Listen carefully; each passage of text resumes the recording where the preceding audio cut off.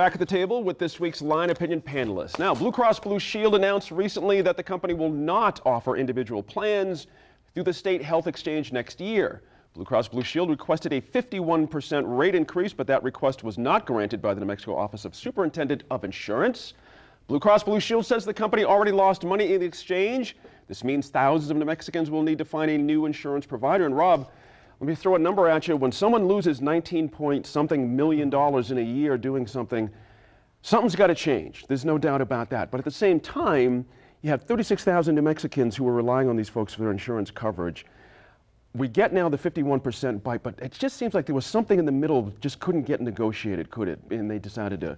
Yeah, although I wasn't totally shocked by this news because the number for Blue Cross and Blue Shield is the largest provider in New Mexico. Right. So they have to take so many more people. That's right. And also, they didn't just lose $19.2 million. They lost $42 million, according to the article by Winthrop Quigley in the Journal. But the federal government picked up a lot of the tab. They still left with 19.2. It's an adverse selection thing, and I think that points to a larger issue about the Affordable Care Act. If you've got just a small number of insurance companies and one big insurance company is taking on so many people, and the subsidies may not be able to cover all their losses. I think this might be something that you might see a chain reaction of in other parts of the country. I think it might be already. Laura Sanchez, folks were expecting rates to go up across the country, as Rob's mentioning, from the ACA. There's been, issues. But, this question of choice, we talked about that at this table at the time, that when you have one large provider, it's almost being upside down. If something goes hinky, you got a big problem.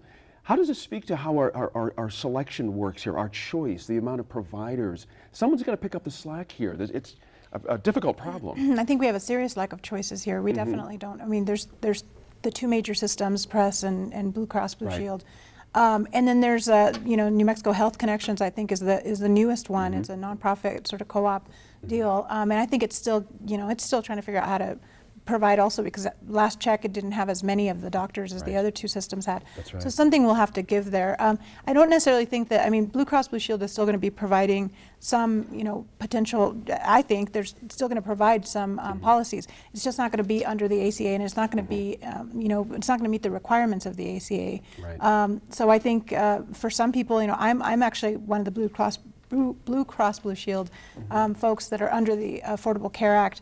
And so I'm hopeful that we can find something maybe through them outside the ACA, but there's a lot of people who won't have that option. That's right. They're just not able to do that. Because of price, yeah.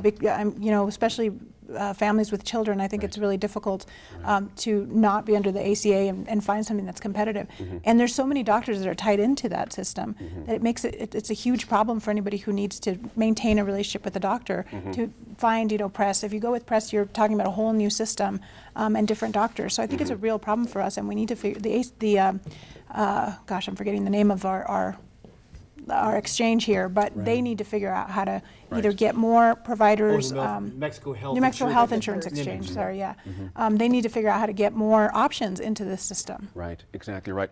Dan, Blue Cross Blue Shield is a big nameplate. Folks trust them. They've been around for a long time. How big a loss is this to you? And then second question, might they come back? Might this just be something they have to sit out for a year, figure it out, and then come back? First of all, I'm in the insurance business, and so I work with all these guys. Okay. I get it. And so, Blue Cross Blue Shield was out of their mind to go and ask for 51%. It's insane. But what it's showing, kind of your point earlier about the larger numbers, their losses are at such a greater number, and it's because of the adverse selection like they talked about in the article. And it's something that a lot of people in the industry were talking about when the Affordable Care Act came around that said, listen, you got to be able to charge people based on the risk that's there. And the Affordable Care Act has basically said we're going to dump everybody in one pot and we're just going to charge everybody the same. Right. And what it effectively did was it raised the rates for younger people, it lowered the rates for older people, and it didn't raise them enough because at the end of the day, the young people don't use the insurance. You use 90% of your health care in the last 5 years of your life. Right. And so you know, we've got this problem that nobody can address with the Affordable Care Act. I think it's a domino effect. You know, I think that you're going to see, and at the same time this is going on, let's not forget. Let me ask you, might some companies ask for increases as well? Oh, I think they're all going to be asking for increases. Here's the thing that nobody's talking about in this whole article is they have this thing called the corridor that Washington is paying these companies to do this. So they've said, you go out there, you take on this risk, we'll write you a check. They tried to do away with it in the last legislative session. They've said, we want to do away with spending that money. So they're basically, Washington's coming back to these companies and saying, listen, we know we said we'd pay you to take on sick people and not charge them what they should be charged. We'll give you that money. Now they're coming along and saying, we're thinking about pulling that money back and let you fend for yourself. The minute that happens, there's going to be total chaos. And New Mexico is vulnerable. I think the entire nation is. Now, it's going to be interesting to see what happens with the Blues. As big as they are, the golden nugget for these carriers is the Medicare, Medicaid stuff. They want that state contract. They want to be able to get that fixed revenue coming in the door. And it's going to be interesting to see, does that play into now the negotiations moving forward, which they do every year or two, saying, if you're going to threaten to pull out on the individual market, maybe we shouldn't be giving you as much of that government money. So it's going to be interesting to see what role the governor plays in this. The last thing I'll tell you is interesting. Blue Cross Blue Shield, if you remember, this was kind of the demise of Mo Chavez.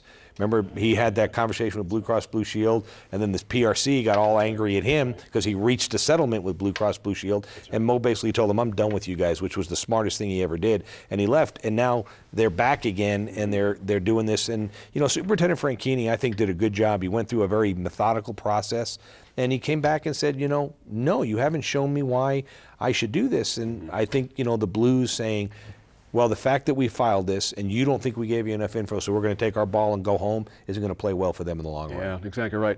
By the way, just a point of clarification, what is that adverse condition? What does that actually mean? Adverse selection, if I recall from my cursory study of economics, is that if you've got so many more people in a system that's taking more out of that system. For example, if I've got a lot of health issues, then that means that you need more people who are healthy, who aren't taking that money out of the system. I think actually that part of what is sort of highlighted by the discussion of adverse selection and all of that is that these companies, the insurance companies, their fortunes were built on only insuring healthy people. And we know that because we saw people with pre-existing conditions, with cancer care, et cetera, getting kicked off their insurance or unable to get insurance. It's why we had the high-risk pool here in New Mexico.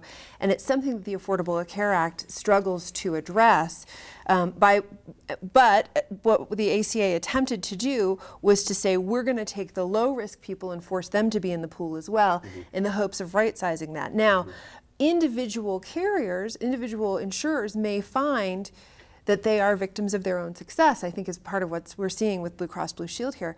Blue Cross Blue Shield has half of the Affordable Care Act exchange patients, clients in New Mexico, half. And everybody else shares what's left. They've done an extraordinarily good job of signing people up for their programs.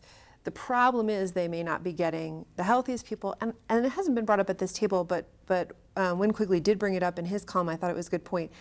We haven't really seen a good discussion of how well Blue Cross Blue Shield is managing the money that it has. Well, and that's a big thing. We're going to have to stop you there. We're going to just about out of time. By the way, we're going to have the Blue Cross Blue Shield folks here in a couple of weeks to sit down and talk about all this. It's going to be very interesting. That's all the time we have. Join us online to hear what our panelists have to say about El Hurricane's farewell tour this month.